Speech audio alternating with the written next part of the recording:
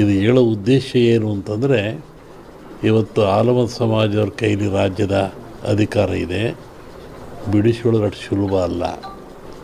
ಅವರಾಗೇ ಬಿಡಬೇಕೆ ಹೊರತು ನೀವು ಬಿಡಿಸ್ಕೊಳ್ಳೋದು ಸುಲಭವಲ್ಲ. ಮುಂದಿನ ವಿಚಾರವನ್ನು ಯುಗಾದಿ ಮೇಲೆ ಹೇಳ್ತೀನಿ. ಹಾಗಾಗಿ ಒಂದು ಭವಿಷ್ಯದ ಚಿಂತನೆ ಏನು ಅಂದರೆ, ನಮ್ಮಲ್ಲಿ ಎರಡು ಭಾಗ ಮಾಡ್ತಾರೆ. ಒಂದು ಸಂಕ್ರಾಂತಿಯ ಭವಿಷ್ಯ, ಇನ್ನೊಂದು ಯುಗಾದಿಯ ಭವಿಷ್ಯ. ಸಂಕ್ರಾಂತಿಯ ಭವಿಷ್ಯ ರಾಜರಿಗೆ, ಮಹಾರಾಜರುಗಳಿಗೆ, ದೊಡ್ಡ ದೊಡ್ಡ ವ್ಯಾಪಾರಸ್ಥರಿಗೆ ಮತ್ತು ಅನೇಕ ಘಟನೆಗಳು ಬರುವಂಥದ್ದು ಸಂಕ್ರಾಂತಿ ಪುರುಷನ ಮೇಲೆ ಹೇಳುವಂಥದ್ದು. ಇದು ಯುಗಾದಿ ಮೇಲೆ ಬರುವಂಥದ್ದು ಯಾವುದು ಅಂದರೆ ಚಂದ್ರಮಾನ ಯುಗಾದಿ. ಚಂದ್ರನನ್ನು ಆಧಾರವಾಗಿರಿಸಿಕೊಂಡು ಮಳೆ, ಬೆಳೆ, ನಾಡಿನ ಸುಭಿಕ್ಷತೆ, ಆಗುಹೋಗುಗಳು, ರಾಜರು, ಆಳ್ವಿಕೆಗಳು, ಅವಘಡಗಳು, ದುಃಖ ದುಮ್ಮಾನಗಳು, ಸಂತೋಷಗಳು, ಇದ್ರ ಮೇಲೆ ಹೇಳುವಂಥದ್ದು ಯುಗಾದಿಯ ಸಂವತ್ಸರ ಫಲ ಅಂತ. ಇನ್ನೂ ಒಂದು ತಿಂಗಳು ಲೇಟ್ ಇದೆ ಯುಗಾದಿ. ಅದರಿಂದ ಆ ಫಲಗಳ ಹೇಳೋದು ಸ್ವಲ್ಪ ಕಷ್ಟ. ಈಗ ನೀವು ಕೇಳುವಂಥದ್ದು ಏನು ಅಂತಂದರೆ, ಮಳೆ ಬೆಳೆಗಳು, ಆರೋಗ್ಯ ಮುಖ್ಯವಾಗಿ. ನಮ್ಮ ದೃಷ್ಟಿಯಲ್ಲಿ ಕರ್ನಾಟಕಕ್ಕೆ ಬರುವ ಸಂವತ್ಸರದಲ್ಲಿ ಯಾವುದೇ ವಿಧವಾದ ತೊಂದರೆ ತಾಪತ್ರಯಗಳಿಲ್ಲ. ಮಳೆ ಬೆಳೆಗಳು ಚೆನ್ನಾಗಿ ನಡೀತವೆ, ಸುಭಿಕ್ಷತೆ ಇರ್ತದೆ ಮತ್ತು ನಾಡಿನಲ್ಲಿ ಯಾವುದೇ ಕೊರತೆ ಕಾಣ್ತಾ ಇಲ್ಲ. ಯುಗಾದಿಯ ನಂತರ ಕರ್ನಾಟಕದ ಬಗ್ಗೆ ಮತ್ತು ಜಾಗತಿಕ ಬಗ್ಗೆ ಭಾಳ ಅಜಾಗರೂಕತೆ ಇದೆ, ತೊಂದರೆ ಇದೆ.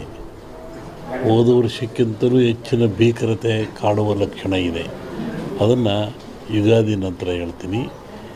ಇತ್ತೀಚಿನ ದಿನಗಳಲ್ಲಿ ಎಲ್ಲರೂ ನೋಡಿದಂಗೆ ಭೂಕಂಪಗಳು ಹೆಚ್ಚಾಗ್ತಾ ಇದ್ದಾವೆ. ಇದನ್ನು ಒದರಿಸುವೇ ಹೇಳಿದ್ವಿ ನಾವು. ಇದನ್ನು ಭೂಕಂಪಗಳು, ಭೂಮಿ ಅಗಲತಕ್ಕಂಥದ್ದು, ಜನರಿಗೆ ಸಾವು ನೋವು ಆಗ್ತಕ್ಕಂಥದ್ದು, ಕಟ್ಟಡಗಳು ಬೀಳ್ತಕ್ಕಂಥದ್ದು, ಇದು ಮುಂದುವರಿದ ಜೊತೆಗೆ ಭೂ ಸುನಾಮಿ, ಜಲ ಸುನಾಮಿ, ಬಾಹ್ಯ ಸುನಾಮಿ ಅಂತ. ಇಲ್ಲಿವರೆಗೂ ಬರೀ ಜಲ ಸುನಾಮಿ ಆಗ್ತಾಯಿತ್ತು. ಸಮುದ್ರದಲ್ಲಿ, ಸಾಗರದಲ್ಲಿ ಸುನಾಮಿ ಬಂದು ತೊಂದರೆ ಆಗ್ತಾಯಿತ್ತು. ಈ ಸತಿ ಭೂ ಸುನಾಮಿನೂ ಇದೆ. ಭೂಮಿ ಒಳಗೆ ಸುನಾಮಿಯಾಗಿ ಕಂದಗಾಗ್ಲಕ್ಕಂದು ಜಲ ಸುನಾಮಿನೂ ಹೆಚ್ಚಿದೆ. ಬಾಹ್ಯ ಸುನಾಮಿ ಅಂತ ಬಾಹ್ಯಾಕಾಶದಲ್ಲೂ ಆ ತೊಂದರೆ ಆಗ್ತಕ್ಕಂಥ ಲಕ್ಷಣ ಇದೆ. ಅದನ್ನು ಯುಗಾದಿ ನಂತರ ಹೇಳ್ತೀನಿ. ನೀವು ಭಾಳ ಅಪೇಕ್ಷೆ ಪಡುವಂಥದ್ದು ರಾಜಕೀಯ. ಏನಾಗುತ್ತೆ, ಏನಾಗ್ತಾರೆ, ಎಂತ ಆಗ್ತಾರೆ ಅಂತ ಒಂದು ಸಾಂಪ್ರದಾಯಿಕವಾದ ಮಾತು. ಎಲ್ಲ ಧರ್ಮಗಳು ಇದ್ದಾವೆ, ಎಲ್ಲ ಸಮಾಜಗಳು ಇದ್ದಾವೆ, ಎಲ್ಲ ವರ್ಗದವರು, ದೈವದವರು ಈ ಭೂಮಿಯಲ್ಲಿ ವಾಸ ಮಾಡ್ತಾ ಇದ್ದಾರೆ.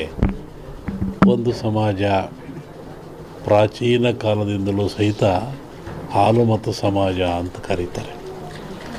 ಆಲಮತ ಸಮಾಜ ಅಂದರೆ ಅವರು ಅಡವಿಯಲ್ಲಿದ್ದು ಕುರಿಗಳನ್ನು ಸಾಕಿಕೊಂಡು, ಕುರಿಯ ಇಕ್ಕೆಯಲ್ಲಿ ಲಿಂಗವನ್ನು ಕಂಡು ದೈವಾರಾಧನೆ ಮಾಡಿಕೊಂಡು ಬಂದಂಥ ಒಂದು ಸಮಾಜ. ಪ್ರಕೃತಿಯ ಮೇಲೆ, ಗಾಳಿಯ ಮೇಲೆ, ಭೂಮಿಯ ಮೇಲೆ ಅವರು ಅಡವಿಯಲ್ಲಿದ್ದ ಕಂಡದ್ದು, ತಿಳಿದದ್ದು, ನೋಡಿದ್ದು, ಅನುಭವಿಸಿದ್ದನ್ನು ಹೇಳ್ತಾ ಬಂದಿದ್ದಾರೆ. ಅದು ಕುರುವಿನ ರಟ್ಟು, ಕೆಲವು ಕಡೆ ಕುರುಬು ರಟ್ಟು ಅಂತಾರೆ. ಅದು ಕುರುಹಿನ ರಟ್ಟು, ಮುಂದೆ ಏನಾಗಿ ಕುರು ಅಂತ ರಟ್ಟು ಅಂತಕ್ಕಂಥದ್ದು. ಹಾಲು